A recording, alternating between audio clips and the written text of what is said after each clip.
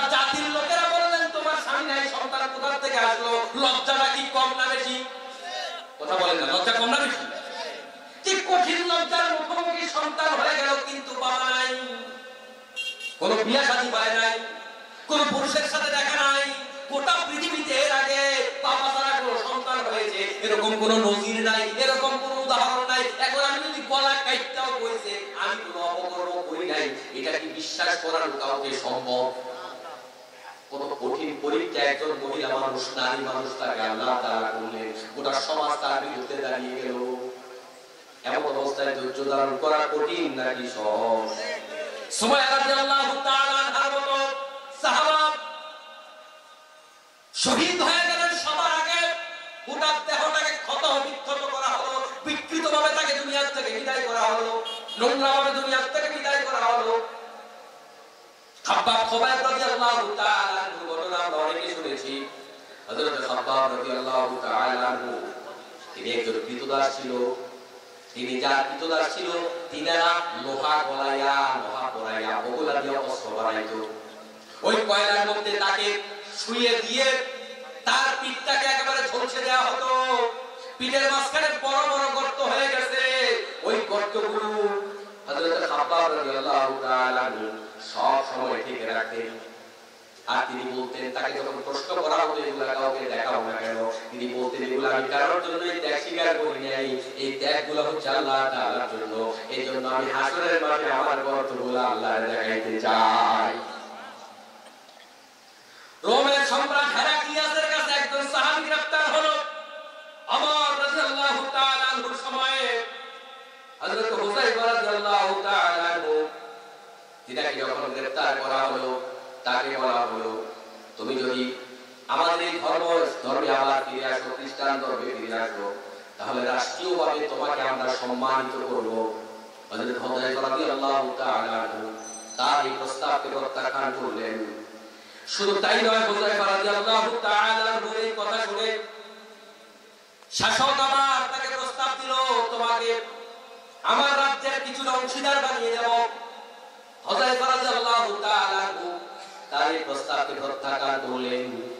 তারপরে তাকে বলা হলো তোমাকে এই রাজ্যের কয়েকটা অংশ তোমাকে দিয়ে দেওয়া হবে, আর অনেক বড় বড় প্রস্তাব দেওয়া হলো। হুযায়ফা রাদিয়াল্লাহু তাআলা আনহু সবগুলো প্রস্তাবকে প্রত্যাখ্যান করলো। তারপরে গরম তেলের কড়াই, উত্তপ্ত তেলের মধ্যে তাকে সেখানে ফেলে দেওয়ার কথা বলা হলো। তার চোখের সামনে একজনকে ফেলে দেওয়া হলো, আর বলা হলো তোমাকে এখন এই পরিণতি বহন করতে হবে, গ্রহণ করতে হবে।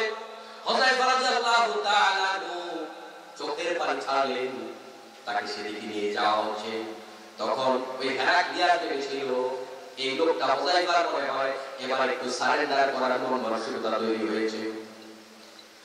যারা তাকে গ্রেফতার করেছে তাদেরকে বলা হলো, সৈন্যদেরকে বলা হলো একটু থামো, একটু পরে নাও, সে মনে হয় এবার সারেন্ডার করবে। হুযায়ফা রাদিয়াল্লাহু তাআলা আনহু বললেন কোশ্চিন কেন নয়, বরং আমার আফসোস হচ্ছে যে কেবল একটা ডেক্সিতে আমাদের ফেলানো হবে। যদি বিষয়টা এরকম হতো যে আমাকে বারবার করে আগুনে ঝলসানো হচ্ছে, আমার শরীরের মধ্যে যতগুলা লোম আছে ততগুলা ডেক্সির মধ্যে তেল গরম করা হয়েছে, আর সবগুলাতে আমাকে ফেলানো হয়েছে, এমন যদি হতো আমি কতই না সৌভাগ্য হতাম। রোমের সম্রাট লজ্জা পেয়ে গেলেন, কেমন ইমান, কেমন মানুষ। লজ্জা পেয়ে সে বললেন আমি তোমার কাছে, তোমার বীরত্বের কাছে হেরে গেলাম, তোমার কাছে একটা কথা, আরবের কথা অনুপাতে আমি তোমাকে ছেড়ে দিতে পারি, তুমি যদি আমার কপালে একটা চুমু দাও, কারণ তুমি বীর পুরুষ। হুযায়ফা রাদিয়াল্লাহু তাআলা আনহু বললেন আমি এটাও করব না, তবে করব শর্ত আছে, আমি জালেমের কপালে এমনি চুমা দিব না। আমাদের যত সৈন্য গ্রেফতার হয়েছে সবাইকে যদি তুমি মুক্তি দাও তাহলে আমি চুমা দিতে রাজি আছি। হুযায়ফা রাদিয়াল্লাহু তাআলা সকল সৈন্যকে এক চুমা দিয়ে মুক্ত করেন। ওমরের দরবারে হাজির হলেন। এরপরে পুরো ঘটনা বলার পরে ওমর রাদিয়াল্লাহু তাআলা বললেন ও আমার ভাইরা, আমার সাহাবায়ে কেরাম, তোমরা সবাই মিলে আজকে হুযায়ফা রাদিয়াল্লাহু তাআলা কপালে চুমা দাও, আর সবার আগে আমি ওমর তার কপালে চুমা দিলাম। সুবহানাল্লাহ। আমার মুসলমান ভাইরা, মুসলমানরা কখনো তরবারি দেখে টলে যায় নাই, মুসলমানরা কখনো ধমক দেখে, মুসলমানরা কখনো কারো রক্তচক্ষু দেখে ভয় পেয়ে যায়নি।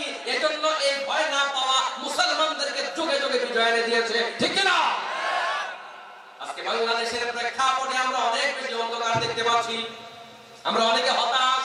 আল্লাহ তাআলা বলেছেন ওয়ালা তাহিনু ওয়ালা তাহজানু ওয়া আনতুমুল আ'লাউনা ইন কুনতুম মুমিনিন। তোমরা হতাশ হয়ে যেও না, নিরাশ হয়ে যেও না, বিজয় তোমাদেরই হবে, তবে তোমাদেরকে মুমিন হতে হবে। আল্লাহ আমাদের বিজয় না দেওয়ার মানে বোঝা যায় আমরা এখনো পরিপূর্ণ মুমিন হতে পারি নাই। আল্লাহ শুধু ঈমানের শর্ত দিয়েছে, পরস্পরওয়ালা হওয়ার কথাও বলে নাই, বড় টাকাওয়ালা হওয়ার কথাও বলে নাই। আল্লাহ ঈমানের শর্ত দিয়েছে, এর দ্বারা বোঝা যায় আমরা যদি সাহাবায়ে কেরামের মতো ঈমানদার হতে পারি, এই বাংলার জমিনে ইসলাম কায়েম হওয়া সম্ভব। আমার মুসলমান ভাইরা, আলোচনা শুরু করেছিলাম সেই আয়াত দিয়ে, আহাসিবান নাসু আইয়ুতরাকু আইয়াকুলু আমান্না আম হাসিবতুম আন তাদখুলুল জান্নাতা, এই কথা দিয়ে আলোচনা শুরু করেছিলাম। তোমরা কি মনে করো জান্নাতে আপনিই চলে যাবে?